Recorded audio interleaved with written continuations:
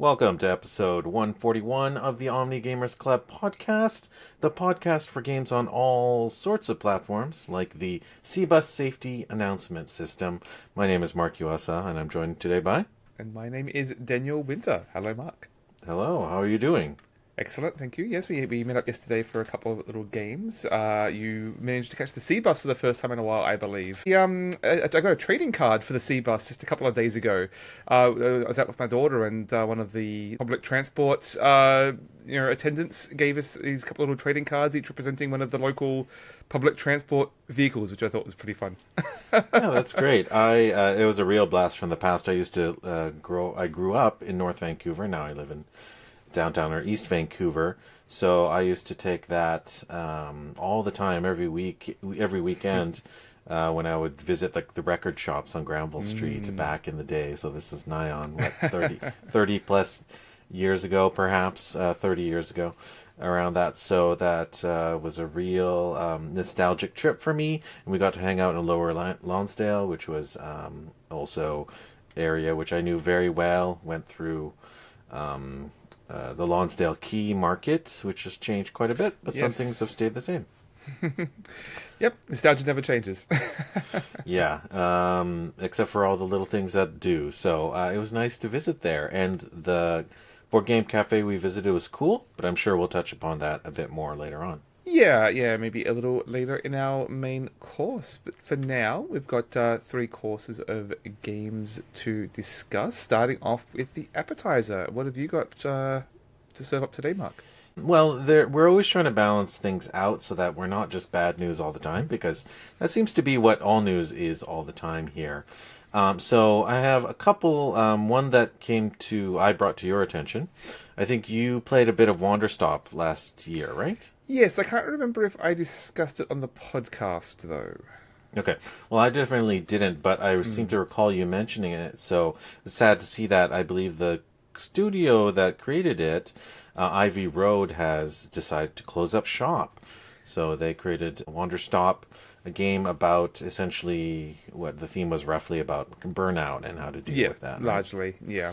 Yeah, and apparently they cited lack of funding for their new project. So it's unfortunate to see, but it happens sometimes with indie studios, and I don't know the full details, but it's unfortunate when, an indie studio making interesting games can't make it.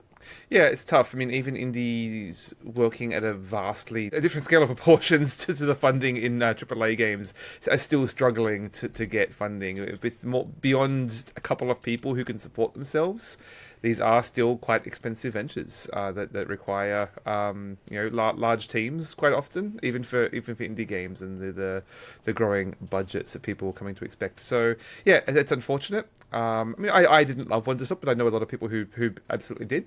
And I have a lot of... I admire what they were trying to achieve with that game at the very least. So, yeah, a shame to see that their latest project couldn't get off the ground.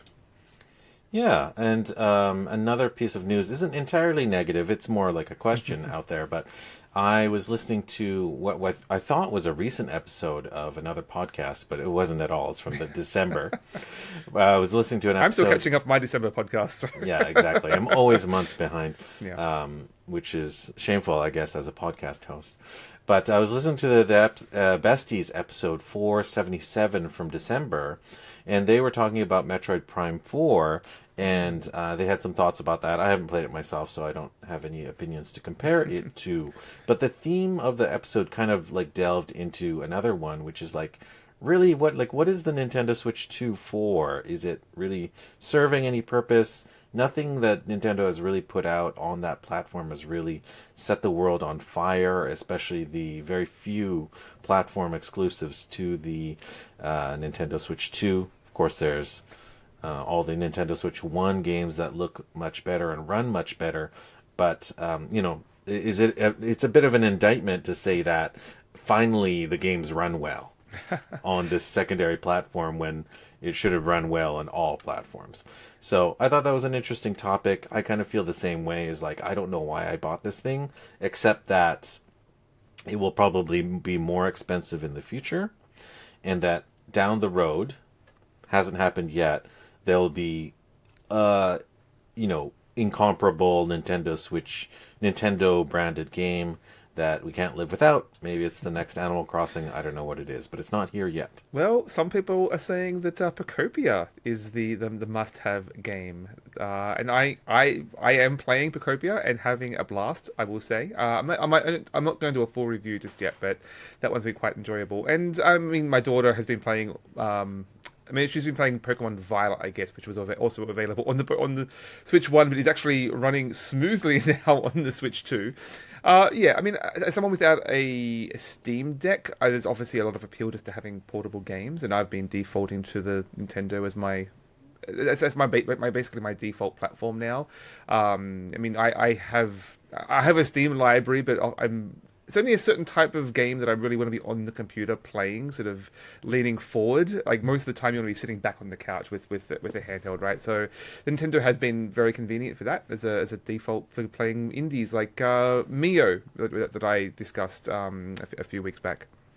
Right. Listening to that episode of Besties, it just made me think that really the Nintendo Switch 2 hasn't been a revolutionary step forward for games. I do happen to play a lot of my smaller indie games recently on the Switch Lite, which I like quite a bit more for the form factor. It reminds me of the PS Vita, which is one of my favorite devices for that kind of widescreen, smaller platform. It just is highly portable, has a nice feel, but plays, like real games. But what feels more revolutionary now, which not many people are talking about, is how you can play Steam PC games on the Android platform using these secondary kind of middleware softwares like Game Native or Game Hub.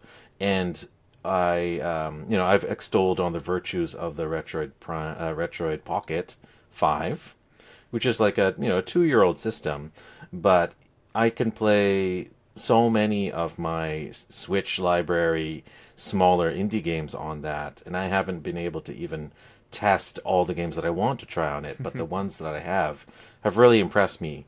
I can play like Megabonk, which I bought on Steam. Not a system, it's not a game that's going to break a typical PC down to its knees or anything like that. But just the fact that I can play some of my later Steam games on that relatively inexpensive platform is, to me, more revolutionary, more fundamentally game-changing in my day-to-day life than the new Nintendo Switch platform, because it unlocks this vast library of older, smaller, controller-friendly indie games that are generally cheaper and go on sale more frequently than anything on Nintendo Switch. I know you also like to tinker, and I think there's still a lot to be said about the plug and play ease of use in the consoles, like your Xbox and your PlayStation and your Nintendo. Like even compared to something like the Retroid Pocket, which I don't have, but like my little Ambinic device, I found like quite tricky to navigate. They're not intuitive to use in the vanilla software, and there's not a lot of accountability in terms of like software breakdown, which I've heard anecdotally a lot of stories of with some of those devices. So I think it's still like that prestige of Nintendo, that you know what you're getting. There's more accountability there, but also just the ease of use, the plug and play nature. Plug and play and ease of use is sort of like the flip of the coin of closed platform, right? So the platform has greater control. They can restrict things. People can optimize their games to run on closed systems really well, although they've failed to do that on Switch 1, in my opinion. Even Nintendo first-party games have failed to do that. They've released straight-up first-party games that do not run adequately on their first-party platform, so I think that's a failure. Ease of use, great, but is it a good experience? I think you have to counter that. And I'll just say that apps like Game Native are not that much more difficult to configure than apps that you download from a first-party. I know, it's intimidating to me, platform. to be honest. No, you just go to a website instead of a official store like the Play Store to download an app. Not that hard. So I'll expand upon that in the future. I'm just thinking, it just makes kind of crystallized. That conversation kind of crystallized something that I was thinking of all this time. Maybe I'll get back into PC games again if I can play more of them on a smaller platform like the Retroid Pocket 5. And I had also been keeping an eye out for that Steam box, Steam Cube, whatever that was called. Unfortunately, with the nature of RAM and computer prices right now, I don't know how likely it's going to be that there's going to be how available they're going to be and or expensive, I guess. Yeah. So we'll see. I mean, Valve promised that they would make an announcement by first quarter of this year, and it's obviously the first quarter or into the second. 2 days. They haven't yet. Right. Yeah. So yeah, it's don't hold your breath for that announcement. Anyways, how about yourself? Yeah, I mean, I had a few things to talk about, but in the interest of saving some time for games we've been playing, just a couple of quick updates. A demo that I played recently that hadn't discussed in the podcast, but has now been fully released. A little game called The Wide Open Sky is Running Out of Catfish. So a bit of a mouthful of a name there, but I quite enjoyed that demo. It's quite a small indie game, very it's very like lo-fi vaporwave aesthetics. You live on the back of this giant flying catfish, and you're basically manipulating the world to release other fish into the sky and taking photos. So it's a very like Pokemon Snap-ish sort of game, taking photos. There's a computer interface in your house that you're like chatting to friends along the way, and like there is like some narrative story about why you're up here and what you're doing, and I found that quite compelling. Just because you're talking on this, I mean, my point of reference would be something like MSN Messenger. It's probably another like an ICQ analog or something like that. But I found it quite nostalgic in that regard. Not just the interface, but the language. It feels like very coded to my personal nostalgia. It feels a little bit like some of the not quite Adventure Time, but like the pre-Adventure Time, like early 2000s Cartoon Network sort of quirky vibe before they doubled down that like really random stuff, but just a little wacky. I know, just keys into a really specific moment of nostalgia for me. So I found that quite enjoyable. Looking forward to checking out the full game. Very nice. Anything else new on your plate? Yes, one more quickly. There's been a new game announcement that is The Lord of the Rings: The King's Gambit. So this is coming out in collaboration with Restoration Games and Space Cowboys. Basically, it's a reimagining of the Queen's Gambit, the Phantom Menace adaptation. It was, I don't know what year that would have come out, but early 2000s, I guess. Again, basically, it was like a giant cardboard cube, I think, but you were fighting. It was like a miniatures game. We were fighting on multiple battlefronts, like you're fighting in space and on the ground simultaneously. And this is obviously going to be translating that to the Lord of the Rings, where you've got multiple battlefields occurring simultaneously, both large scale and small scale. Like you might have the Battle of Minas Tirith happening, and then you got the Frodo and Sam trying to get to the mountain. And I think there's already some games have captured some of that, like War of the Ring to an extent, even Lord of the Rings Duel that we discussed previously, is sort of abstracting those two different scales of conflict, I guess. So I think it's easy to be very cynical about the number of Lord of the Rings games coming out, I say, with a stack of them behind me here. I do think that theme does fit quite nicely to that mechanic. Not that I've played the original game, but I like the idea of the different scales of battlefields that's contrasting there. So yeah, I'm not as intimately familiar with the subject matter of the Lord of the Rings, like the story, as closely as you. I've seen the first trilogy of movies, and I've forgotten more than I remember of what goes on. But yeah, you're right. I like stories where multiple threads of things are going on, and then you have the nail biting moment of seeing if all the different pieces will fall in line, and that seems to fit well with what the Queen's Gambit was initially trying to do. So yet to see how this will turn out, but I'll definitely try it out if it's a good looking product. Well, I've always said Lord of the Rings is my personal Star Wars. I'm reading the Lord of the Rings books again right now. # Lord of the Year. I'm very much primed right now to be appreciating this sort of thing. So looking forward to that. Isn't it # Year of the Lord? I think I said it incorrectly last week. It's Lord of the Year. Okay, interesting. Well, you'll be happy to know that I've loaded up The Hobbit on my new Kobo device, so I'll be reading Excellent. through that Okay. on your prodding. All right, Daniel, what do you think? Should we move into our main topic? Yeah, lots to talk about. Let's jump to it. Yeah. Are we going to talk about the place that we visited yesterday? I think so. I think we should. Yeah, Let's since do we it. played some games together.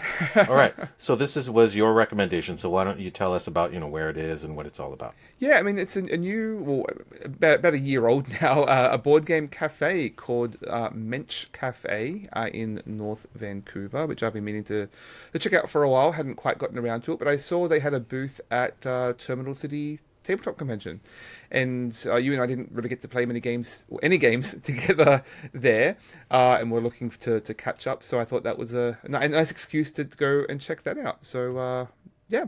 It was a pretty cozy space. It's sort of hidden away in this labyrinthine building, but quite spacious when you get inside. And it had, it's a board game lounge, but also a computer lounge in the back as well. They have a bunch of gaming PCs and a big TV for console gaming. So they've got a pretty broad range of games. They're an omni gaming lounge, I guess you could say. But yeah, quite a nice cozy board game space there as well. With library and a few fairly basic cafe offerings, but yeah, we enjoyed our time there, I think. Yeah, for sure. I mean, the place definitely looks attractive. There's board game themed artwork and decoration on the wall, like this life size snakes and ladders, chutes and ladders, kind of set up on the wall. I would say life size. The ladders are life size. I don't know about the snakes. Depends on the breed, I suppose. And then the PC gaming area is very moody with it's much darker with neon artwork, and they've got the PC cases on the wall, and the interior kind of LED lighting of them. It kind of acts like wall art and mood art. I think there was a bust of Jesus Christ in faux neon holding a I didn't rifle actually see that.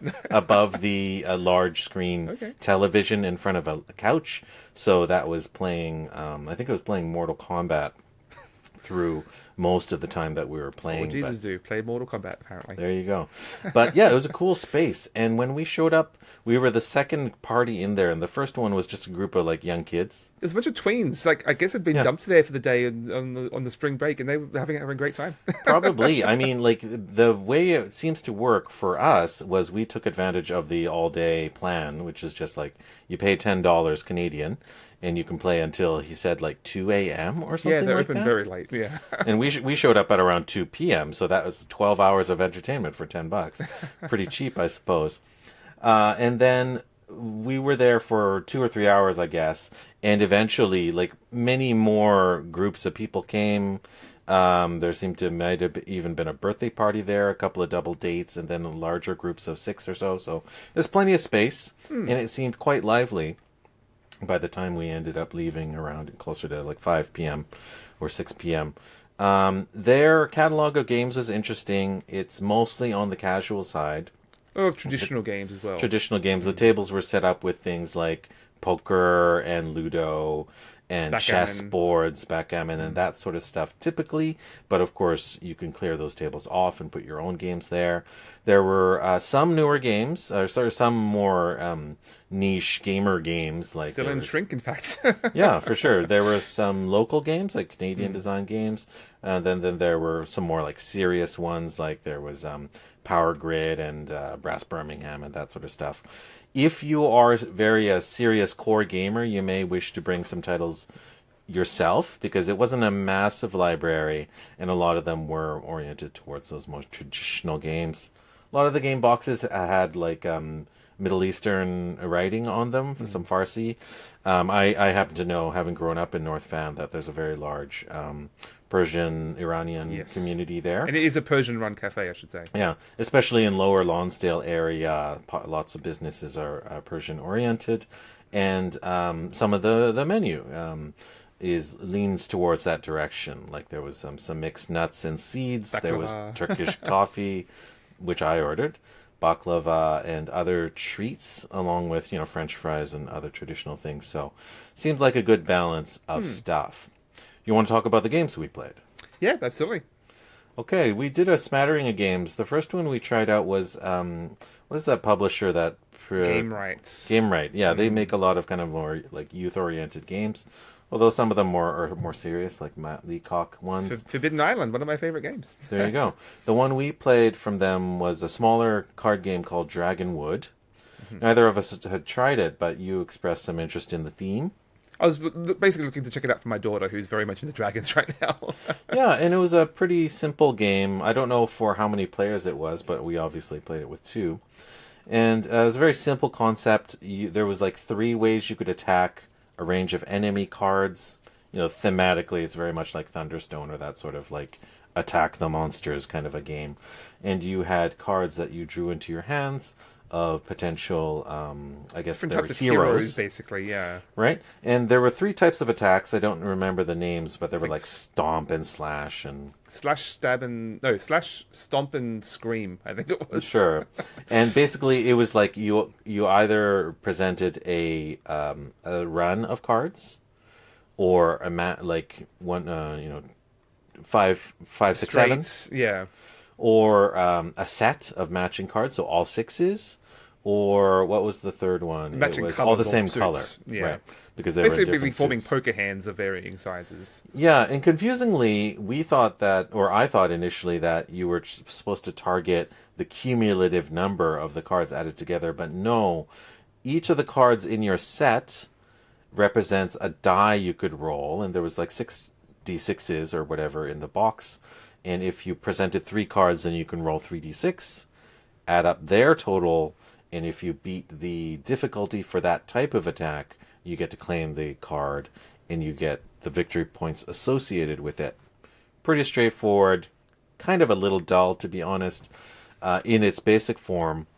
But there were these sort of equipment, I guess you could say, helper things. Like like engine building, magical spells. basically, yeah. Yeah, so light engine building elements, and I thought that was mildly interesting. So I guess you're making like a sacrifice. It's like, do you want to stop collecting points so that you can gain these tools that may help you be more efficient at collecting points?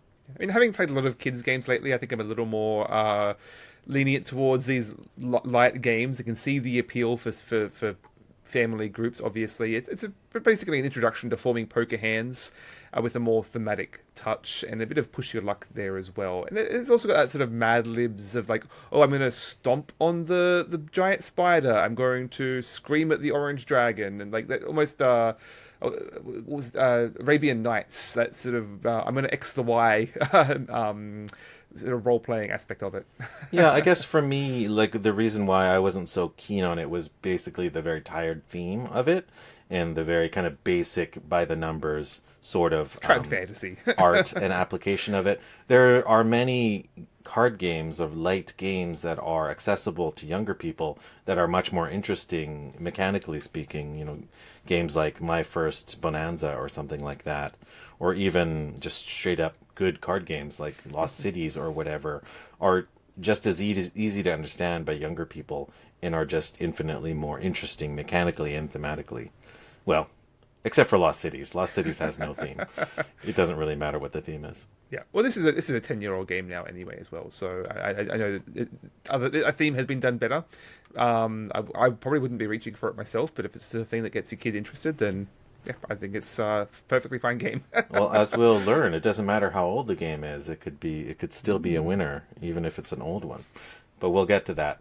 You had a couple of newer games that you brought with you, right? Yeah, so I, at TCTC, had picked up in the used marketplace a couple of games I'd been on the hunt for, and that is the latest duology from Reiner Knizia and Bitewing Games is the publisher.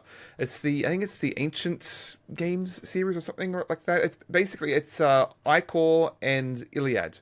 These two different games that are both two-player abstracts, basically, both by Reiner Knizia. Yeah, and we did Ichor first, and it's a very simple grid-based game where we have a symmetrical type of units in a blind bag, and we're pulling out 2 of them at a time. That's Iliad that you're thinking of, yeah. Oh, is that right? Yeah. Oh. The names are very similar. So. Yeah, I thought... Oh, I guess it was the Trojans versus the Persians or whatever in that one. Yeah. So that makes sense. That was the Iliad first.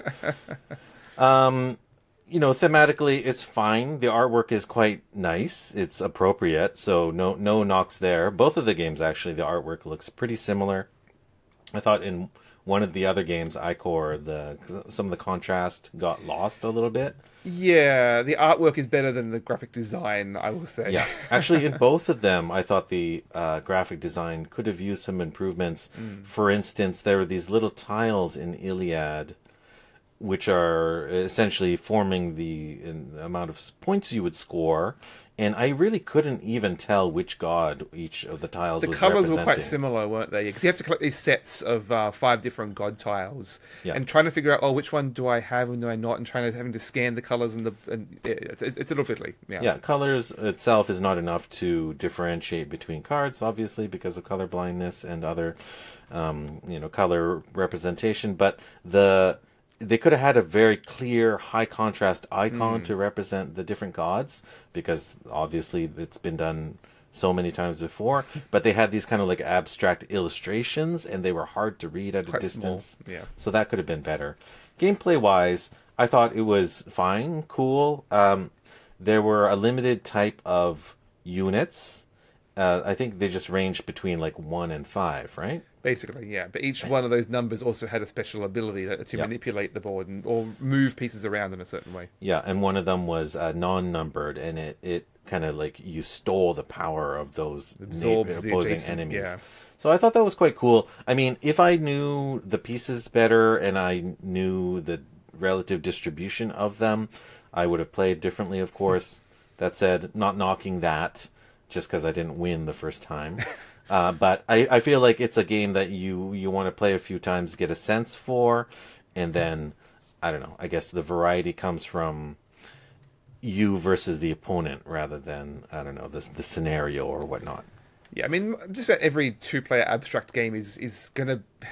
It's very hard to give initial impressions from a single game, because you don't get the full arc of what the strategy is going to be until you've seen one game, and that's constantly going to be evolving. So generally you want to be playing these multiple times, but some of those are going to reward multiple playthroughs better than others, perhaps. Right. So moving on to the next game, Ichor. That one was more gameplay space, I guess you would say. So each time we were playing the gods versus the monsters, I guess it was. And they're essentially symmetrical. There seems to be some variance between them, but some shared powers across the different styles. And you choose 6 gods or 6 monsters any given round, I guess. And you move these pieces chess-like across your board. You can move straight orthogonally, so straight or sideways. They all basically move like rooks in chess. In any distance until you reach either an opposing monster or god. But if you... And you're dropping along these like little influence tokens for every step that you pass across. It's like reverse Pac-Man, instead of dropping things behind you. Yeah, you drop these little poops behind you. And if you cross an opposing one, you basically replace it with your own color. And the round ends when the first player has used up all of their pieces. Mm-hmm. And you score... There was a UFO 50 game called Paint Chase. I just clicked that. That was quite a similar... Or Splatoon, basically, where you're trying to paint the board in your color more than the other opponent, basically. Right. Yeah. And you score the number of points equal to the number of pucks that are left in the opponent's inventory. So very simple to understand. I was trying to get into the headspace of knowing what my monsters did or knowing what my gods did. There were 6 of them, and each of the powers varied quite a bit. And when you used a power, effectively, it's only one use per game. So when you used an ability, you flip the card over, you can't use it anymore. And some of the cards even say, and then remove this monster from the board, or remove an opposing god and a monster, or something like that. So they were interesting. I found that in both of the rounds we played of that, well, you won both cases. I guess the first time around, I wasn't really paying attention to the fact that the round ended when you use up your pieces. It ended very quickly, yeah. It was very short, right? Like 10 minutes maybe per round, about that. So I was just kind of like blown away by that because I guess I was just like trying to read into the powers deeper than I should have, and in pretty much every case, neither of us utilized all of our god's powers. Yeah, or like the monsters felt much more useful. The gods were all very situational. The gods' abilities were hardly used at all when either of us were playing as the gods. I felt the monsters definitely felt more broadly useful. Yeah, so you'll probably use maybe like two or three of the given powers. And I thought like that's where my kind of complaining came in is that I like prefer if I'm going to play a two-player abstract game, I prefer games that have a very simple sets of rules like chess or Go, where everything's sort of spelled out, and the interesting situations can arise through permutations of those basic rules. Whereas it felt like sort of a waste to have those six powers when most of them are not going to apply for the short round, and you're only really going to utilize two or three of them if you're lucky enough to find a situation in which they're useful. So I ended up expending a lot of brain power trying to find situations where it could be advantageous. And I should have just been using the basic ability of going straight and putting down tokens. Yeah, I mean, I struggle with these sort of games instead of thinking more than one turn ahead. So I was very very much just taking it moment by moment, and then still managed to win for what it's worth. But I'm sure it is a game that you could lean into that more advanced play, but it's going to take a few games to recognize the different abilities and how they interact. Because every time you play, it's going to be completely different abilities. Any game that has special abilities, you want to use those special abilities, right? Like that's the point. That's why they're cool. So a game that intentionally that is over before you get to even use half of them feels kind of like a disappointment or a missed opportunity. Anyways, that's just my hot take on that after one game experience. Yeah, I think I can definitely see the appeal. I did really like that core mechanic of the plopping the units down. Sorry, the tokens, like the painting the board in your color. I thought is quite compelling mechanic, but there was a few too many other pieces that were a bit of a distraction, I guess. So maybe wanted a simplified version, and maybe you could, I don't know, like a legacy version maybe might be a bit too much, but like seeing a sense of progression, gradually adding on more of those powers rather than getting distracted by them for the first game and just focusing on the core movement might have been a little more compelling. Right, and also built into the game is a sort of expanded mode. We did play on the smaller board, which is like a 6x6 grid, I believe, and the expanded one, if you flip the attractive looking cloth mat, is a 7x7 grid, and presumably you'd be using 7 gods and 7 monsters, which would maybe it will certainly expand your options, but maybe extend the gameplay time as well, because you'd be putting down more additional pucks as well. Yes, yeah, you've got a lot more tokens to get on the board for the win state. But yeah, I'm curious to see how that plays. There are some expansions to add new abilities and things as well, but I wouldn't really need that at this point. I'm still quite interested in the simplified version of it. But I mean, all this got you talking about some. We were talking about two-player abstract games and their appeals, and led you to suggest a much older one of those. Right. I was surprised actually when I mentioned Othello, or sometimes called Reversi, that you said you hadn't played it before. And I guess this is my bias showing up, is that like I kind of assume that everyone grew up playing Othello. For some reason, it's very, very popular in Japan, even though we discovered it's not a Japanese designer. But pretty much every home in Japan has an Othello board, and kids typically play it in the way that other North American kids play checkers, perhaps. But Othello is a very basic game. We did find a copy, a Persian copy, at the Mench's, and set it up. It was in a disc. Had a board that had like these disconcerting little like divots, and the pieces were sort of like ovoid shapes that were, of course, half black and half white. I'm used to the nice velvet board or the felt board that has the flat discs that you satisfyingly slap down. But that's just me. I mean, it's not quite satisfying to actually flip them. Maybe plucking them down is more satisfying when they're flat. But flipping them was pretty cool here. My problem is that putting them down is fine, but they would wobble and then they wouldn't sit flat. That's my problem. Anyways, I'm not going to explain Othello to you. Just go look it up, or most of you have probably played it before. But I thought there was interesting similarities to the previous two games that we played. Pretty much the starting setup is the same as in the Iliad. You start in the center 2x2 squares, and you have angle of 2 of one color and then 2 of the other colors. Yeah. In alternating arrangement, and you start out from there. And of course, Othello starts up very kind of relaxed in the center. Nothing really matters. It's very easy breezy. I take one of yours, you take one of mine. Yeah, and that's the cool thing about that game is that it literally flips.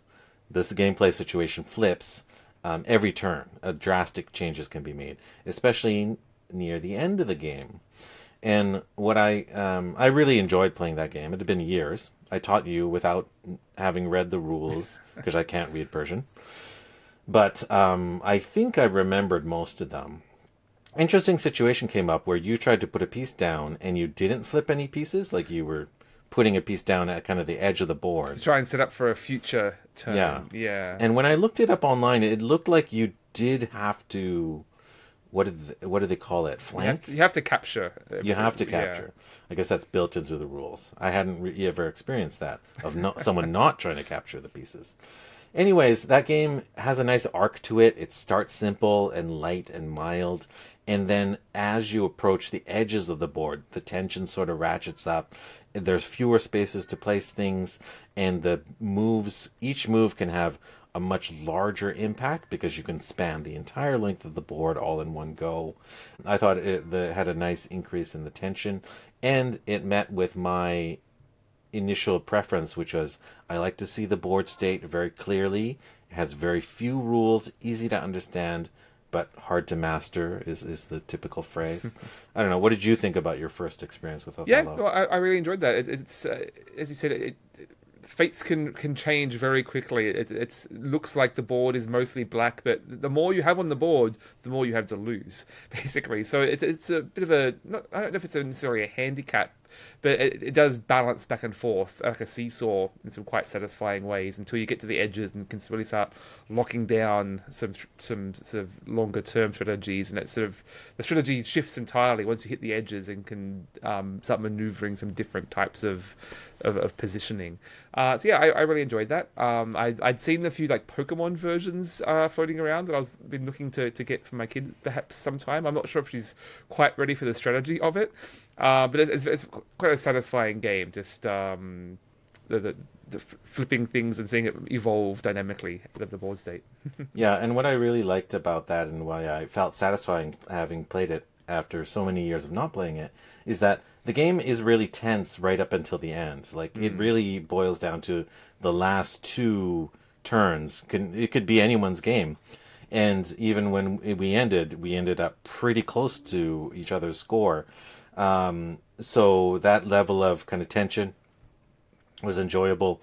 And another thing I liked about it, which it shared with, I guess, the previous 2 games, or certainly with Ichor more, is that you can have interesting plays where you play offensively and defensively at the same time. You have to think about where you leave openings for the other player to attack you and try and mitigate those as much as possible. So, good qualities in a game. I do wonder if over multiple playthroughs it would start to feel like that the first half of the game is a little bit arbitrary, just back and forth and back and forth. And I don't know how much that actually has an impact on the end game state, or if it's just all preamble and sort of warm up to what the game is going to become. It could, but of course, people that play a game very often can also like speed through the fast part, right? It can go like clack, clack, clack, clack, clack, clack, clack, clack, clack, clack, clack, clack, as you slap the pieces down, and then that arc levels out as things get a little bit more intense, and then the moves are more meaningful nearer to the end of the game, which has like I said, like a nice arc, a nice feel to it. I like a game that isn't flat, right? Isn't the same thing every single turn. Yeah, there's definitely an arc to this one. Yeah.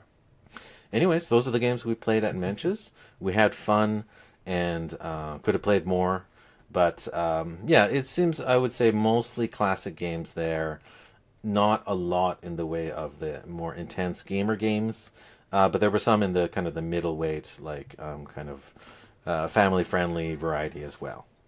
Yeah, I mean, I'm generally happy to bring along some of my own collection anyway. And sorry, the cat is really hassling me today. What is with you? Wants to get in the action. Uh-huh. All right, Daniel, what do you think? Should we move on to other games that we played or want Yes, to cover? yeah. Why don't you tell us about what you've been playing?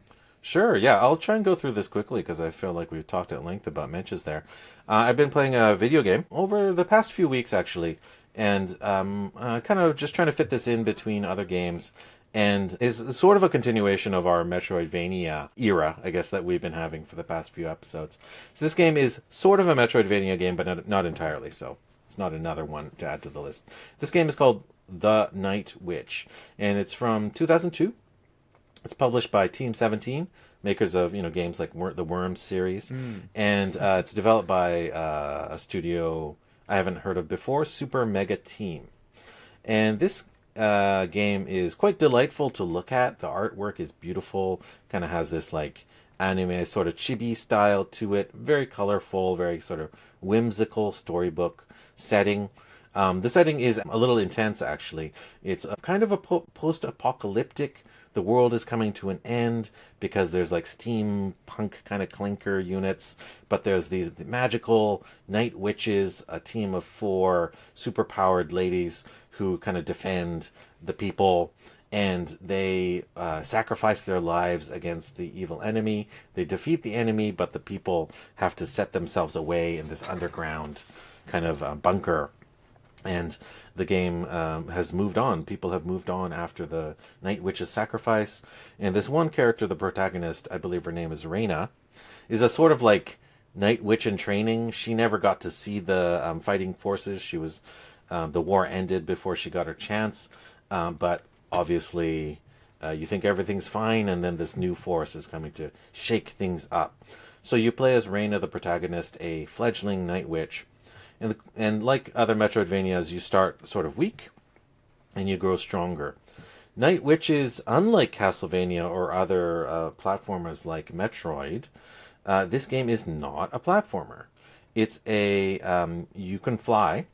It is side-scrolling 2D, so it is like them in that way. But you can fly, up, down, left, right, in any direction that you want to. You don't fly that fast, so you're not really, dodging. Well, you are dodging some stuff, but that'll come later. You're not platforming is the main thing, because this game is also a bullet hell shooter, and that's what makes it very distinctly different from those other Metroidvanias. So the Night Witch has a basic sort of pea shooter, but she also has a number of spells at her disposal, and wouldn't you know it, we're adding another game genre to the mix. This game is also a deck builder. So you draft a deck of 6 cards, spell cards, and the makeup is up to you. And you only ever have a hand of 3 spell cards at a time. And you pick up energy orbs at healing stations and some monsters that you defeat, and some environmental elements will replenish your energy orbs. So you can't just freely blast off your spell cards, or if you do, you might find that you're lacking in additional energy for quite some time. So the cards just like ultimate weapons that you can one use between health stations or something? No, they aren't. Every time you always have a hand of 3 spell cards, but you don't always have 3 energy points. Okay. Right? So basically, you get dealt a hand of 3 energy cards, spell cards. You have 3 energy. You can blast them off at any point, but those energy won't get replenished immediately. But they only get replenished at health stations. So basically, you can get yes them at health stations, but enemies also drop them. Do you get new cards in between as well? Yeah, you do. You get new cards at kind of fixed points, so you get new cards definitely when you finish story missions, and also when you satisfy side missions. So I mean, You like have drawing new cards of those 3 in your hand. You automatically draw up to 3 cards at all times. Okay, So you always interesting. have 3 cards. All right. But you don't know what cards you're going to get. So that is where some of the deck building comes into play, is that each of the spells has a energy cost, and that can range from low to high, 1, 2, 3, 4. And interestingly enough, you only start with 3 energy. So you might be collecting high-powered ones that you can't even utilize. And it's up to you to determine whether you want sort of lighter, sort of weaker spells, or a few stronger spells, or a balance of them in between. So this game gives you a lot of flexibility and a lot of control in how your loadout is going to be. So I think that's really cool in comparison to some more static Metroidvania games that we've covered in the past. How does that, like, you're playing in real time? Like, how, is it distracting to try and read what cards you have while dodging bullets? It is a little bit at first. I think you were talking about twin stick shooters the other day, and I was saying, oh, I wish this game was a twin stick shooter. And it's not. You have to manually aim, which I suppose you do in a twin stick shooter as well. But you have to hold I think it's the right trigger to shoot your pea shooter, and then you choose one of 3 face buttons to be your spells. And that part of it is not too bad. It's sort of like playing an MMO, right? When you play an MMO, there's a bar of a bunch of hotkeys, right?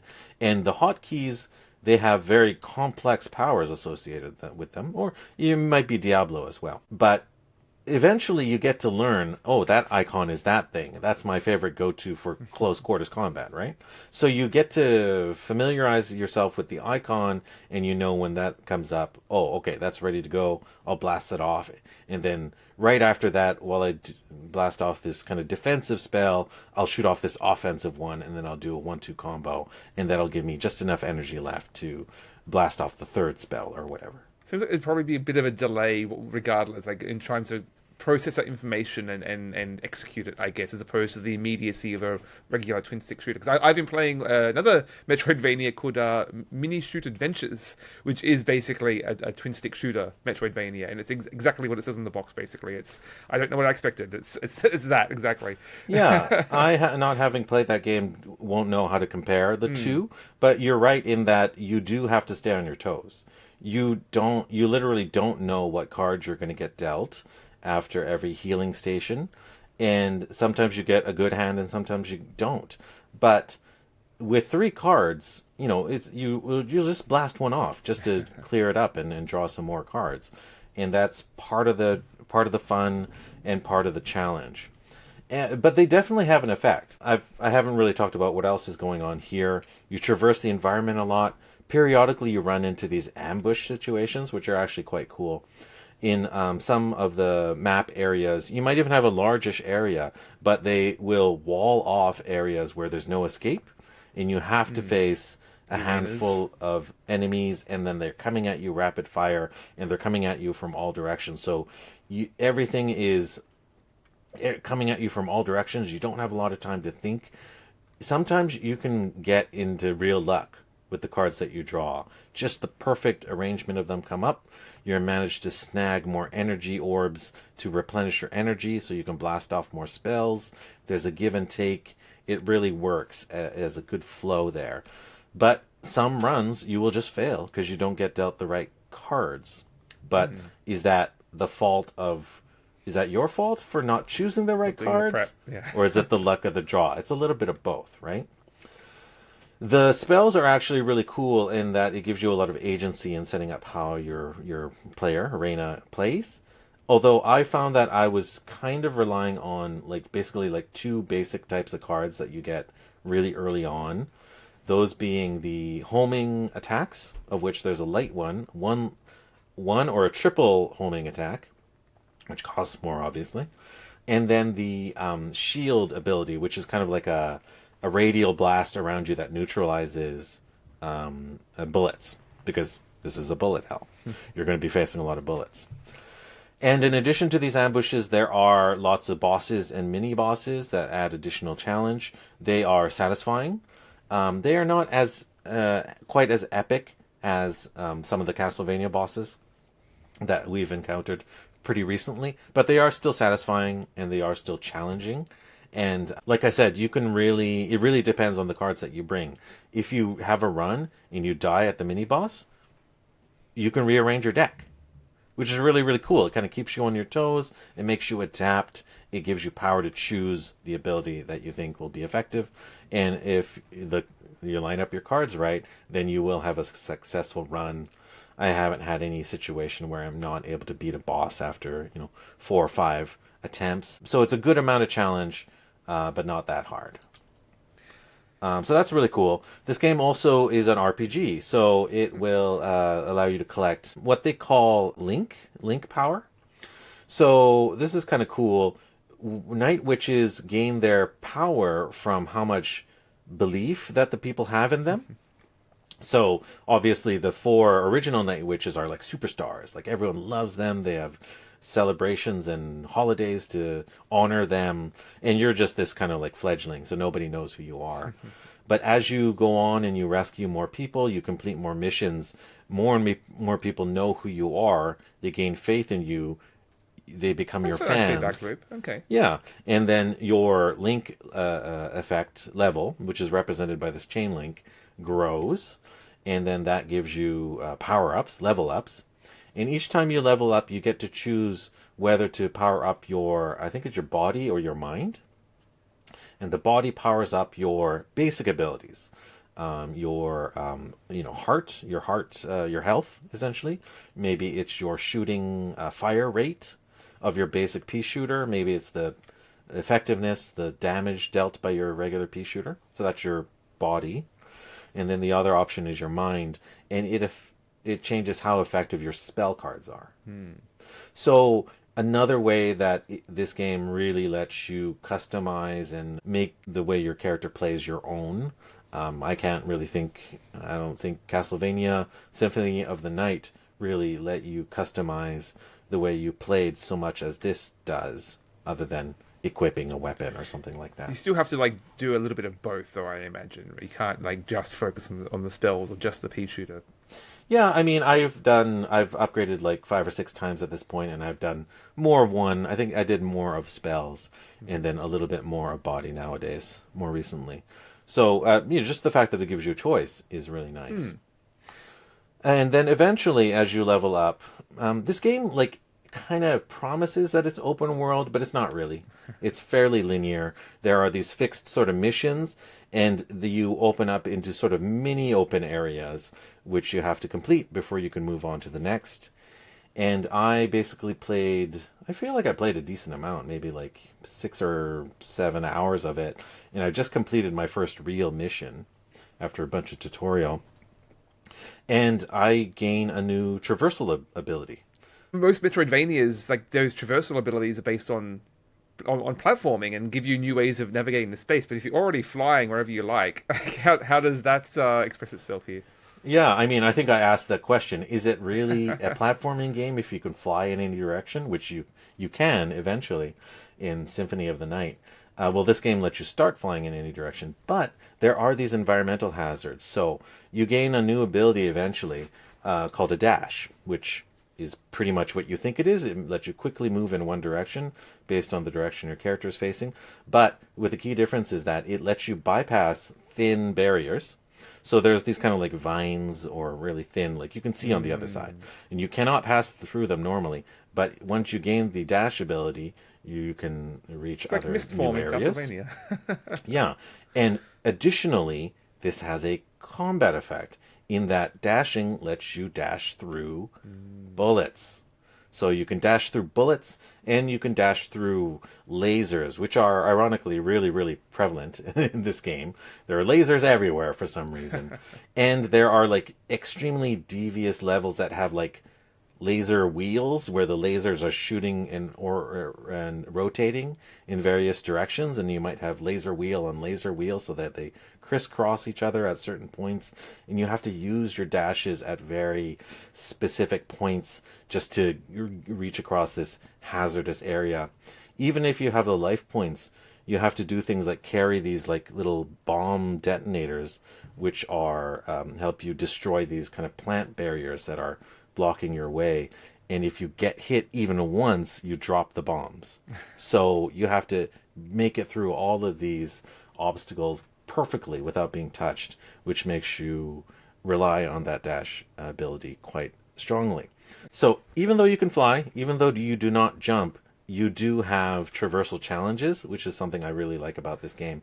And even though I'm not really much of a bullet hell guy, the bullet hell sequences are very contained. They're self-contained. You can attack them in any order. You can also build your character up. You can kind of gain these like one-time armor boosts. So I feel like it lets you approach those bullet hell challenges in a very staged manner, and you can always buff your character up as well. So that I really enjoyed. Yeah, I mean, I've been thinking similarly in miniature adventures, not to get into that game, but the broad idea of like I've never been particularly into bullet hells and the mastery of those games, but Metroidvanias or like more open like RPG games will give you a lot more tools. Whether it's other tool sets to counter those the bullet elements or just leveling up basically. So you've got a few options there to get good. Yeah, and I would say that this game doesn't let you infinitely level up because those leveling up opportunities are based on specific missions that you complete. There's not an infinite number of them, so you can't really cheese the system either. It gives you a little bit of leeway either way. Anyways, I haven't beaten this game, but I've enjoyed what I've played so far, and it is only becoming a richer and richer experience. And it's challenging, but not too challenging that I'm throwing my controller at the wall or throwing my Switch Lite at the wall. Shouldn't do that because it's got a screen in it. But anyways, I recommend this. It's not a perfect game, but I'm enjoying it compared to the other more traditional Metroidvanias we've been playing recently. Yeah, definitely sounds like a different mix on those mechanics. Yeah, and the artwork looks great. Excellent. All right, how about yourself? So a game I've been wanting to talk about for a little while. I finished this a few weeks ago and got distracted by TCTC, so we're going to talk about this before it fades completely from my memory. That is the board game Cozy Stickerville. So this is designed by Corey Knizia. Artist was about 5 different artists, but it's published by Unexpected Games. And this is basically a legacy campaign game, I guess. You've got about 10 missions in which you're placing stickers onto a map board of a town, following various event cards, essentially. So each of those 10 sessions is going to be, you draw 12 cards from a deck, and they're going to give you a little scenario. Like, a new villager is coming to town, or one of these 2 villagers is going to come to town. Which of them are you going to choose? And you can build a house for one or the other. So there's going to be a lot of A, B choices here.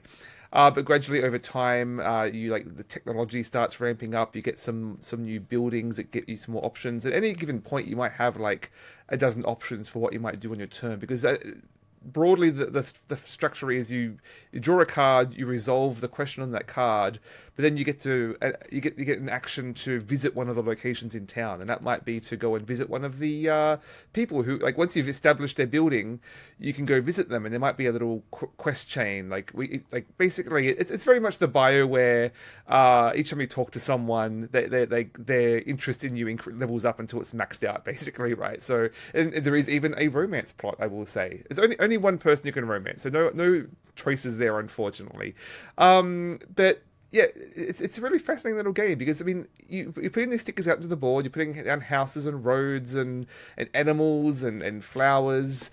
None of the positioning of where you put these stickers matters at all. There is no adjacency rules. There's no... I mean, it's basically a river down the middle of the board, and the one rule is, until you find a way to cross the river, you can only play on one side of the river.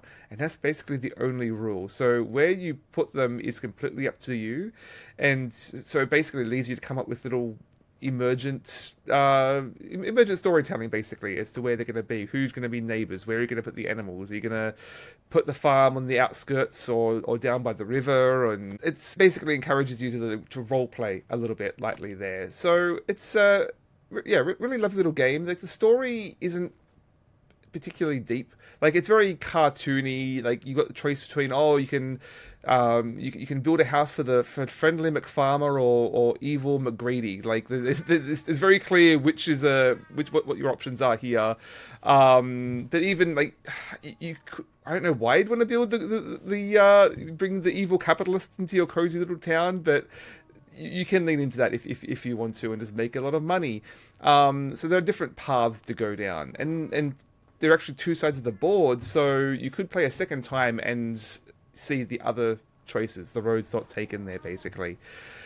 But I mean, I think each of those stories are pretty simple and pretty linear. Like I said, you is someone you can romance, and you're going to talk to them, and like your options are: do you say "I love you" or do you say "this was a mistake"? Like it's a pretty clear binary there. There's no gotchas. Like I think some of these games will try and trick you a little bit. Like you'll give you A and B, but you don't know which is the good choice. I think Mistwind, which we discussed, did a little bit of that, in which you're never entirely sure. It feels a little arbitrary what the right choice is supposed to be. And here there's not really any surprises, but there are a lot of threads to pull. Like you might have half a dozen different villages with their own quest lines and a few different upgrades that you can build. Like you can build the post office or a library. Which of those you're going to do? And there's like at any given time there might be a dozen threads to pull on, and each of those threads do sort of weave together in such a way to create a nice texture.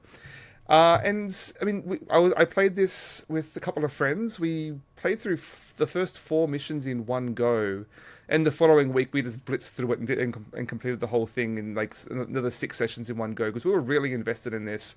Like 6-year-old man just really invested in our sticker town and our romance with the farmer, and like it's a really lovely little time. And it's not like there's no real interaction. You all have a shared pool of resources, but you can easily get into these trends where each player is sort of pulling your town in different directions.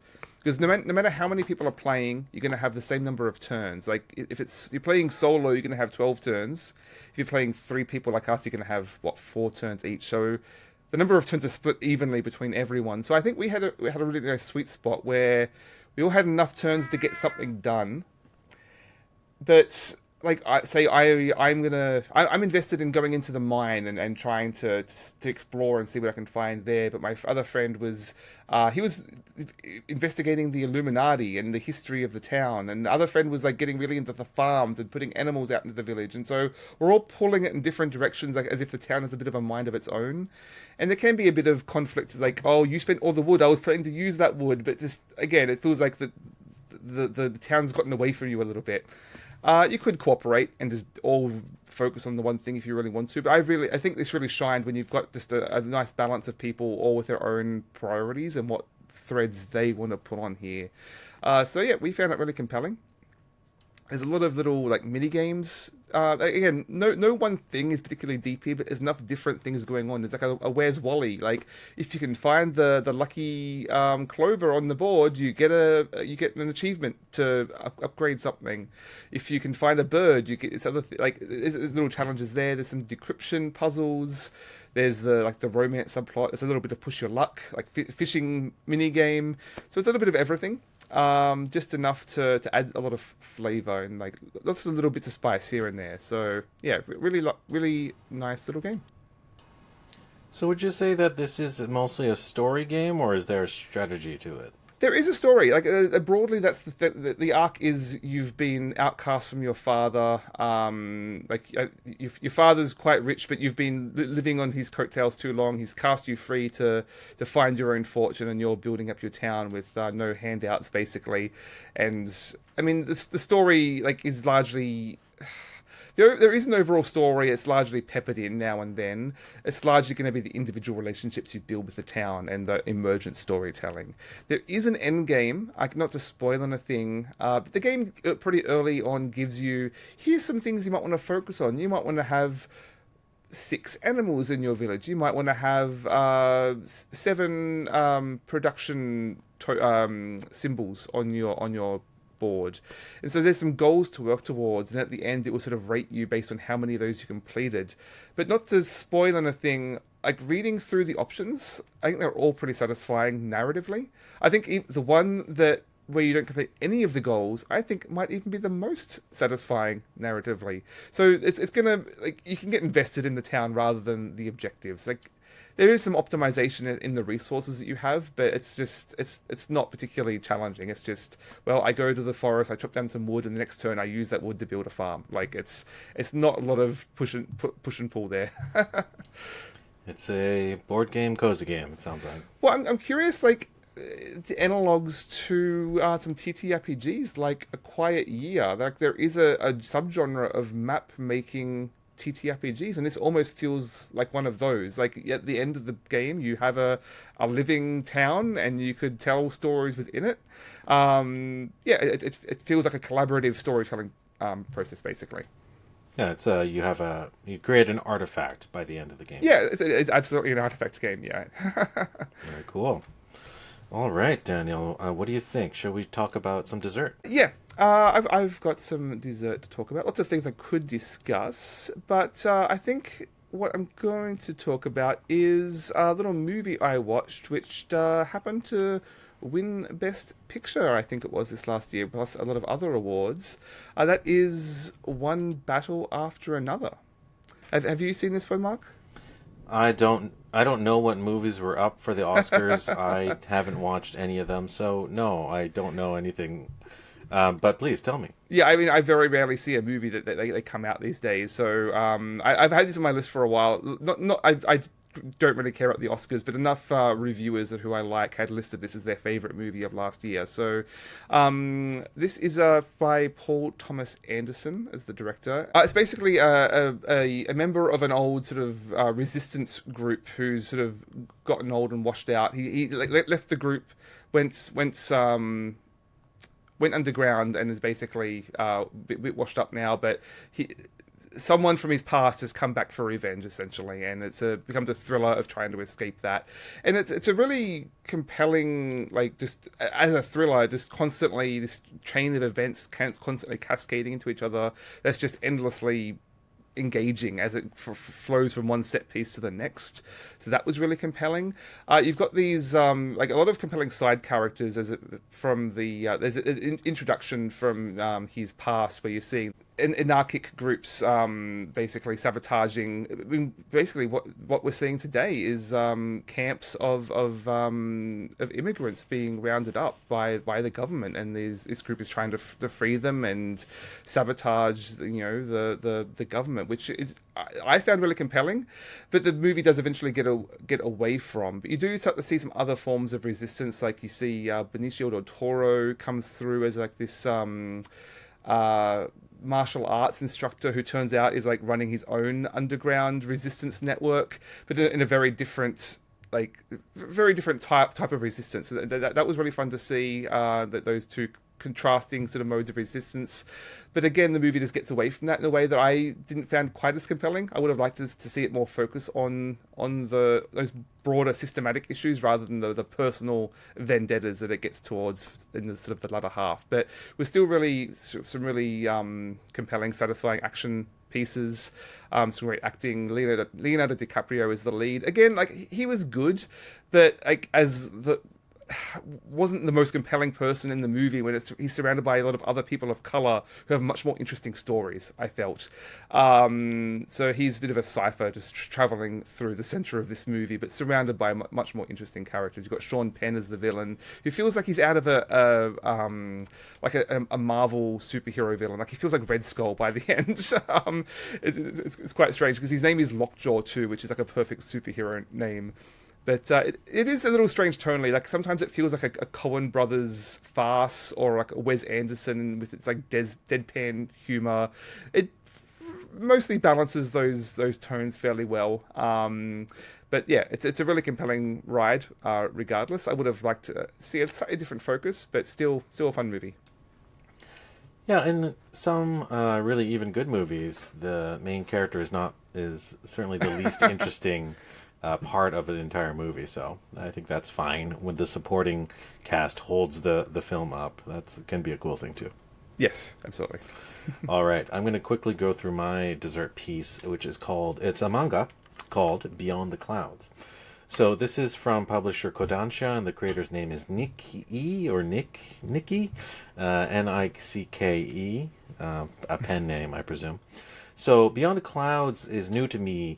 I just picked it up from the library sight unseen, and it's clearly influenced by some pieces that I've enjoyed in the past, some that you've enjoyed as well. It's reminiscent of Battle Angel Alita, or also Laputa Castle in the Sky. The setting is very sort of like steampunk fantasy, but the artwork is very sort of charming and kind of storybook-like, and actually storybooks are a big part of the themes of the story. The main character is like, what's his face from Castle in the Sky. He's just like a young laborer. He's a mechanic, is a mechanically oriented guy. And one day a girl falls from the sky. And the girl in this case is sort of like a kind of like an angel type character. So what's his name? Theo, the protagonist, is a male protagonist, is just a human. And Mia is the angel who has like one working wing and one broken wing. And basically Theo helps her by creating a mechanical wing to kind of put her back to pieces. And the two of them are surrounded by some really charming characters, and a lot of them are also sort of like human animal hybrids. So this book is obviously very sort of fantastical that way, but really for the most part very like light in tone, very humorous, until the main challenge comes in, where basically Theo is surprised by Mia's appearance, because like winged creatures are sort of like mythical, near mythical, and some people are concerned that, oh, like, you better watch out, like she might get stolen if she gets found out, or maybe sold on the black market or something like that. So there are like a sort of darker, more dangerous things happening behind the scenes, and as you would imagine, her sort of her life and safety kind of gets threatened, and the other characters come in to aid her, but maybe she's able to defend herself somehow. Like some of these stories go, she has perhaps a potentially darker side to herself as well. So I read the first volume. It's very light and quick to read. It is enjoyable, if a little bit predictable. So, I'll wait to see what the future volumes have to hold. Sounds pretty familiar so far. Very, very familiar tropes, but, the artwork is charming enough that even on that basis, it's pretty strong. It is a woman mangaka, the creator, who, have been known to do more adventure kind of shonen pieces, but there's a kind of like a decent sized kind of interview of her in the back, and she kind of gives her story where she grew up with older brothers, and that like she would often lean towards more of like the entertainments, the video games and stories and action comics that they enjoyed more than the kind of like girly comics that are sort of pitched towards girls in Japan, certainly. So it was cool to see that side of her story, and her art influences, and even her art setup was a kind of a fascinating thing to see. So yeah, not sure. I think it was good enough, but will it be legendary? Probably not. But sometimes it's just okay to have an enjoyable story to pass the time. Excellent. All right, so that's Beyond the Clouds.